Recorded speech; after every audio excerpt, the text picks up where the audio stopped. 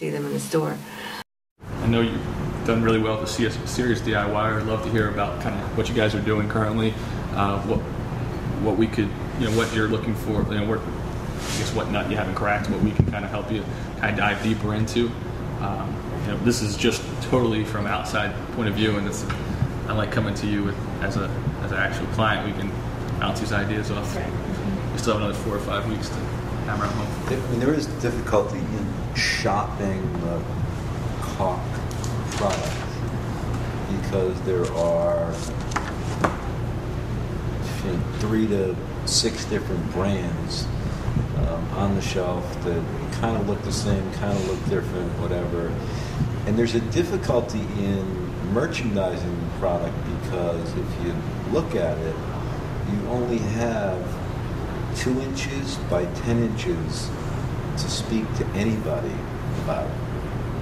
It's not like a 5-gallon bucket of paint or a 1 gallon, where you have this by this. You got this by that is your space. So trying to communicate off that,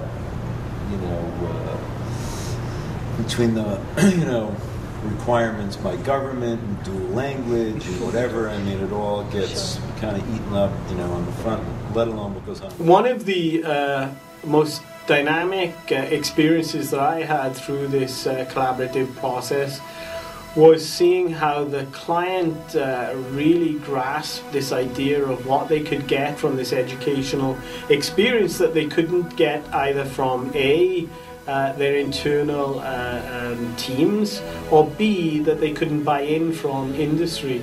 Because what's different about working with an educational model and dealing with students is that they're still open and pliable and creative, and they don't have the sort of barriers that industry sometimes can sort of be restrictive and hardwire them to think in a particular way. So when we say about let's think outside the box, that's sort of like a cliche that's sort of like spun around a lot. I really think that the client gets ideas from young, innovative and energetic people applied to energetic business models that they wouldn't